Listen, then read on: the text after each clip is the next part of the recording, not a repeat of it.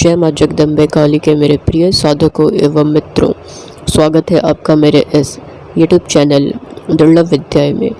आशा करता हूँ आप सभी लोग हष्ट-पुष्ट होंगे, अच्छे से होंगे। माता रानी आप सभी लोगों के संपूर्ण इच्छाओं को पूर्ण करे, समस्त कष्टों का निवारण करें। आप सभी सदैव प्रसन्न रहें, खुश रहें, स्वस्थ रहें। आज आप लोगों के समक्ष जिस विषय में मैं बताने वाला हूँ, ये बहुत ही ज़्यादा महत्वपूर्ण विषय है और जो आज मैं उपाय बताऊंगा वो बहुत ही ज़्यादा मुजर्रिब और प्रचंड उपाय है।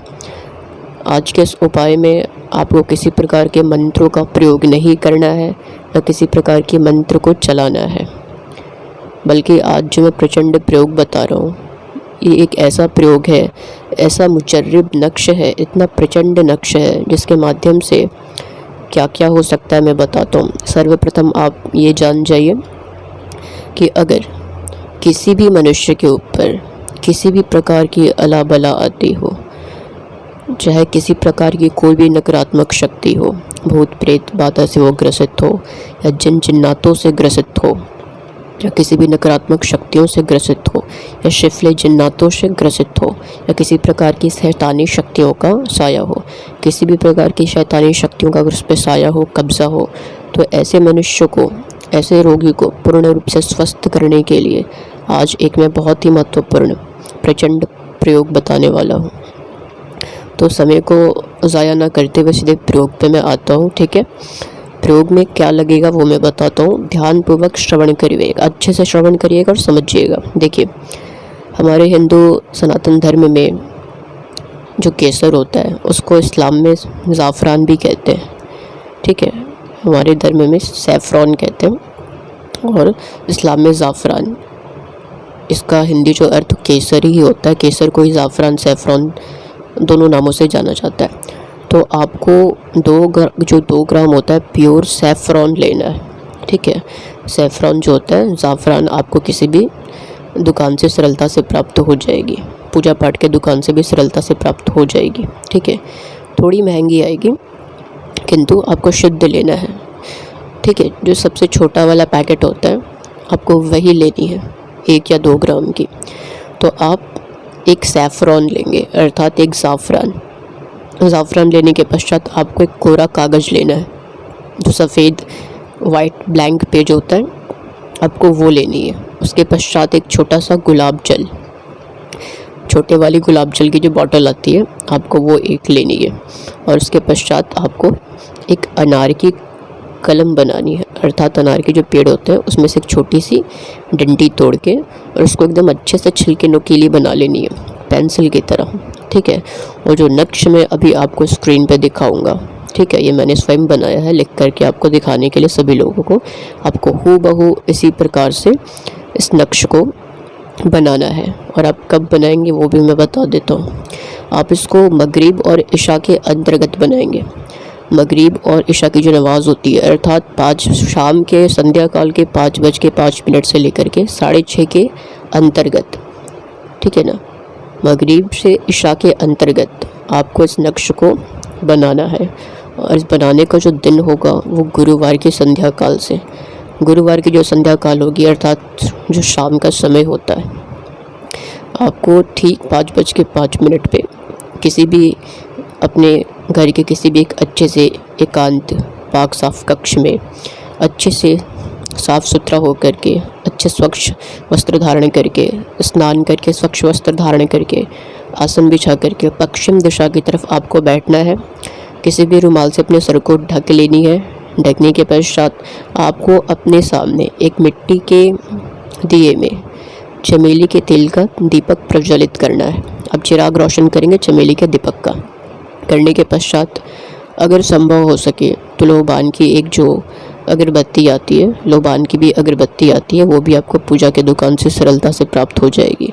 वो एक लोबान की जो अगरबत्ती है उसको सुलगा देनी है, अर्थात जला देनी है। जलाने के पश्चात आपको ज़ाफ़रान लेकर के, ठीक है, किसी भी एक छोटे से पात्र में या छोटे से कटोरे में या मिट्टी के किसी भी पात्र में ज़ाफ़रान को डाल करके, अच्छे से उस केसर को डाल करके, उसमें थोड़ा सा गुलाब जल मिला करके और अनार की कलम की लकड़ी के माध्यम से एक गाढ़ा घोल बनाना है। ठीक है, जाफरान और गुलाब जल के मिश्रण को अच्छे से मिला करके एक घोल तैयार करनी है। हल्की गाढ़ी घोल होनी चाहिए, बिल्कुल स्याही की तरह, अर्थात एक स्याही तैयार करनी है। स्याही तैयार करने के पश्चात आपको अपने समक्ष, ठीक है ना, कोई अगर काठ हो या लकड़ी का पाट हो या कोई भी एक छोटी सी जो चौकी आती है उसको रख करके उस चौकी के ऊपर हरे रंग का वस्त्र होता है, छोटा सा हरे रंग का वस्त्र आप बिछा करके उसी चौकी के ऊपर अच्छे से सफ़ेद कोरे कागज़ को रख करके और इस नक्श को आप उसी अनार की कलम के माध्यम से और उसी स्याही जो आपने तैयार की होगी स्याही के माध्यम से इस नक्श को बनाना है। ठीक है, आप जो सफ़ेद जो कोरा कागज़ होगा, वाइट पेज होगा, ब्लैंक पेज, थोड़ा बड़ा लीजिएगा। ठीक है, और हूबहू जिस प्रकार से नक्श मैंने बनाया है आपको हूबहू इसी प्रकार से अच्छे से एक एक शब्द स्पष्ट लिखनी है। इस नक्श को जैसे मैंने बनाया है, जिस प्रकार से इसको मैंने बनाया है उसी प्रकार से आपको बनाना है। ठीक है, इसमें जो भी शब्द मैंने लिखे हैं, जलिद फलम युलद फलम यकुल लहू कुफुवन अहद, लम जलिद फलम युलद फलम यकुल लहू कुफुवन समद, लम जलिद फलम युलद फलम युल लहू अल्लाहु समद, लम जदि वलद वलम यलुद वलम यकुल अहद, अल्लाहु समद, लम यलिद वलम युलद वलम लाहु अहद, अल्लाहु समद, लम यलिद वलम युलद वल्लाहु अहद, अल्लाहु समद, लम यलिद वलम कुल हु अल्लाहु अहद, अल्लाहु समद, लम यलिद। इस प्रकार से जो भी मैंने लिखा है आपको हूबहू इस प्रकार से इस नक्श को लिखनी है। लिखने के पश्चात जब आप लिख लेंगे तो उसको 2 मिनट 4 मिनट सूखने के लिए छोड़ दीजिएगा वहीं पे, और जब तक वो सूखता रहेगा तब तक आपको क्या करनी है, आपको एक जो बड़ा वाला बॉटल आता है उस बड़े वाले बॉटल में पूर्ण तरीके से शुद्ध जल जो होता है पीने वाला उसको भर लेनी है। भरने के पश्चात इस नक्श को उठा करके, ठीक है, जो आपने बनाया होगा उसको राउंड फोल्ड करके, गोल गोल फोल्ड करके और उसी बॉटल वाले पानी में अच्छे से अंदर डुबो देनी है। डुबोने के पश्चात ऊपर से कैप बंद करके बॉटल की और उस पानी को अच्छे से कुछ देर के लिए हिला लेना है ताकि जो नक्श है पानी के अंदर पूर्ण रूप से भीग जाए और डूब जाए उसी जल में। और उसके पश्चात उसको 2 मिनट के लिए अपने सामने ऐसे ही रख देनी है। उस बॉटल को रखने के पश्चात आपको प्रार्थना करनी है। ठीक है, एक बात मैं बता देता हूँ कि ईश्वर एक रूप अनेक, शक्तियों का कोई मज़हब नहीं है, ईश्वर एक रूप अनेक। ईश्वर की लीलाओं को आप इतनी सरलता से समझ नहीं सकते। महज किताब पढ़ के या ग्रंथ पढ़ के ईश्वर की व्याख्या करना असंभव है। ईश्वर की लीला की व्याख्या करना असंभव है। ठीक है, ईश्वर एक ही है, बस रूप अनेक है। और इस मुद्दे पे, इस विषय में कभी विस्तार से मैं समझाऊंगा। जब मैं समझाऊंगा तब आपको अच्छे से समझ में आ जाएगा कि आप रुद्राक्ष की माला फेरो या तस्बीह फेरो या कोई भी माला फेरो, परमात्मा तक ही जाता है, उसी ईश्वर तक ही जाता है। ठीक है ना। अब पानी जैसे आकाश हो गया या पानी हो गया, उसके भिन्न भिन्न नाम हैं। ठीक है ना। आप जल को जल भी बोलते हो, वाटर भी बोलते हो, पानी भी बोलते हो, नाम भिन्न है लेकिन इससे उसका वजूद नहीं बदल जाता। जल तो जल ही है। उस जल को बहुत से लोग जल के नाम से जानते हैं, बहुत से लोग उसको वाटर भी बोलते हैं, बहुत से लोग पानी भी बोलते हैं। ठीक है, बहुत से अन्य लोग अलग अलग नाम से भी उसको जानते हैं, किंतु पीते सभी हैं, ज़रूरत सभी को है। और इससे जल का वजूद परिवर्तित नहीं होता, जल तो जल ही है। उसी प्रकार से परमात्मा तो परमात्मा ही है, और परमात्मा अलग अलग समय के अनुसार, अलग अलग युग के अनुसार, अलग अलग कर्मों के लिए, धर्म की स्थापना के लिए, इंसान को सीख या पाठ पढ़ाने के लिए, ठीक है ना, या ज्ञान देने के लिए वो सदैव अलग अलग विभिन्न रूप धारण करते रहते हैं। और ईश्वर की इस आप महिमा को या इस ईश्वर की इस महिमा को आप महज किसी किताब, ग्रंथ या किसी भी चीज़ को पढ़ करके व्याख्या नहीं कर सकते, एक संबोधित नहीं कर सकते कि ईश्वर की सीमा यहीं तक है। ईश्वर की क्या सीमा है वो आपके समझ से परे है। ठीक है ना। ऐसे ही लोग बैठ करके इतनी तपस्या जब तप करना, चक्रों को सक्रिय करना, आत्मज्ञान प्राप्त करना, इतना समय ऐसे ही लोग नहीं लगाते हैं। महज किताब पढ़ करके ही, ग्रंथ पढ़ करके ईश्वर की व्याख्या कर दी जाती कुछ शब्दों में, तो ईश्वर को हर कोई प्राप्त कर लेता। इतना सरल नहीं है समझना। ठीक है, इस विषय में कभी मैं बाद में बताऊंगा क्योंकि ये मुद्दा बड़ा है और उसको गहरे तरीके से कभी मैं समझाऊंगा। तो जब मैं समझा दूंगा तो जात पात मज़हब का भेद आपके मन से स्वयं मिट जाएगा। ठीक है, जब असल ज्ञान की प्राप्ति होगी तो आप स्वयं समझ जाओगे। आप स्वयं समझ जाओगे कि एक मंजिल तक पहुंचने के लिए, एक सफ़र तक पहुंचने के लिए विभिन्न रास्ते हो सकते हैं, ठीक है ना। विभिन्न रास्ते हो सकते हैं, विभिन्न दिशाओं से व्यक्ति उस मंजिल तक पहुंच सकता है। मंजिल वही रहेगी, रास्ते विभिन्न विभिन्न हैं, साधन विभिन्न विभिन्न हैं, किंतु इससे मंजिल का वजूद नहीं बदल जाता। कोई भी मार्ग पकड़ के जाओगे, अगर वहीं तक जाना है तो वहीं तक पहुंचोगे, ठीक है। और मार्ग को संबोधित करके आप एक ईश्वर की गणना या ईश्वर का विश्लेषण नहीं कर सकते कि ये मार्ग ही सबसे उचित है या ये मार्ग ही ईश्वर तक जाता है और यही मार्ग सच्चा है, यही मार्ग ईश्वर है और सारे जो है वो उचित नहीं अनुचित है। तो बहुत से मतभेद फैले हुए हैं समाज में। इस विषय को लेकर के कभी मैं बाद में स्पष्ट करूंगा, ठीक है, क्योंकि ये भी हमारा मुद्दा नहीं है। मुद्दा जो था वो मैंने बताया, और जो मैंने बात बताई उसके पश्चात क्या करना वो मैं बताता हूँ, ठीक है। आप 2 मिनट के लिए बॉटल को सामने रख के अच्छे से प्रार्थना कर लोगे।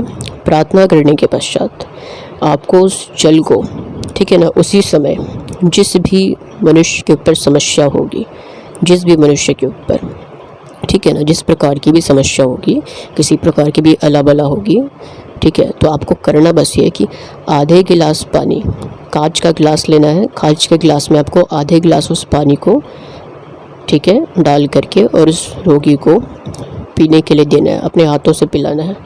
आधा गिलास पानी पिलाओगे और थोड़ा सा उसके शरीर पे भी छिड़काव करोगे। इस जल को आपको 3 दिन तक, गुरुवार, शुक्रवार, शनिवार, उसी समय पे, संध्या काल के उसी समय पे, जिस समय पे प्रथम दिन आपने गुरुवार को पिलाया होगा जल, उसी समय पे आपको 3 दिन नियमित पिलाने हैं। आप सिर्फ 3 दिन पिलाओगे।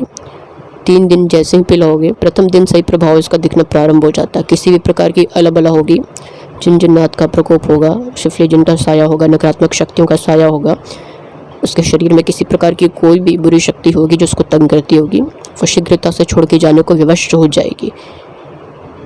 3 दिन के अंदर अगर नहीं जाती है तो समझ के चलिए कि पूर्ण रूप से जल के खाक हो जाएगी। जो भी अलाबला होगी उसका नाश हो जाएगा, क्योंकि ये जल जब भी कोई ऐसा मनुष्य पीता है जो रोगग्रस्त है, तो इस जल का प्रभाव उस बुरी शक्ति पे बिल्कुल उस प्रकार से होता है कि किसी मनुष्य का अगर अग्नि से हाथ जल जाता है तो उसको जिस प्रकार की जलन होती है, पीड़ा होती है, उसी प्रकार से प्रचंड पीड़ा जलन ऐसी शक्तियों को होता है। वो जाने को विवश हो जाती है, और नहीं जाती तो 3 दिन के अंतराल में पूर्ण तरीके से नष्ट हो जाती है, ख़त्म हो जाती है। जो पाक साफ दूत होते हैं, शक्तियाँ होती हैं, उसको निकाल के ले जाती है या फिर उसका नाश कर देती है, ख़त्म कर देती है। और इसी जल का छिड़काव भी आप अपने घर पे भी कर सकते हैं। घर पे भी करोगे तो अगर किसी प्रकार की कोई भी अलाबला, जादू टोना या किसी प्रकार का कोई तंत्र हुआ होगा, या किसी के घर में नकारात्मक शक्तियों का साया होगा, या किसी ने लगा दिया होगा, तो उस जल के नियमित छिड़काव से शक्तियाँ वहाँ से छोड़ के भाग जाती है, जो भी बुरी शक्तियाँ होंगी, ठीक है ना। तो आप इसका प्रयोग इस प्रकार से कर सकते हो। अगर कोई बात समझ में नहीं आई होगी, आप कमेंट बॉक्स में पूछना। कमेंट बॉक्स में अपने आप क्वेश्चन जो भी होंगे पूछना, जो भी आपके प्रश्न होंगे, प्रश्नों का उत्तर मैं दे दूंगा। और हाँ, जो दिया होगा उस दिए को फिर आप बाद में हटा देना। जो भी सामग्री होगी जैसे दिया वगैरह, उस दिए को बाद में हटा के किसी भी बहते जल में आप विसर्जित कर सकते हो, ठीक है ना। और उस पानी जो होगा, पानी तो वैसे 3 दिन ही पिलानी है, किंतु पानी और बहुत से पानी शेष बच जाएंगे, फिर भी उसको अच्छे से रखना। भविष्य में कभी ऐसी आवश्यकता पड़े तो किसी को दे सकते हो, ठीक है। या दूसरे को अगर देना हो तो पुनः इसका निर्माण किया जा सकता है और घर में भी इसका छिड़काव किया जा सकता है। तो आप इस प्रकार से इसका प्रयोग कर सकते हो। रही बात नक्श की, तो अभी नक्श की जो तस्वीर है वो आपके स्क्रीन पे दिखाई जाएगी। देखिए, ये नक्श की तस्वीर है, ठीक है, ये भी दिखाई जा रही है आपको। ये नक्श की ये तस्वीर है। ये रहा सैफरॉन, जिसको जाफरान भी कहते हैं, ये इसकी तस्वीर है। ये अनार की जो लकड़ी हो गई, इसकी तस्वीर है। इसी प्रकार से आपको कलम बनानी है छिलके। और ये जो वाइट ब्लैंक पेज हो गया, इसकी तस्वीर है। और ये गुलाब जल, इसकी तस्वीर है, ठीक है। आप इस प्रकार से इस नक्श का प्रयोग कर सकते हैं, ठीक है ना, पूर्ण विश्वास के साथ, ठीक है ना। और तो कोई बात समझ नहीं आई होगी, आप पूछ लीजिएगा। मैं फिर मिलता हूँ अगले वीडियो में अन्य गुप्त जानकारी सिद्ध मंत्रों के साथ। तब तक के लिए जय माँ जगदम्बे काली के।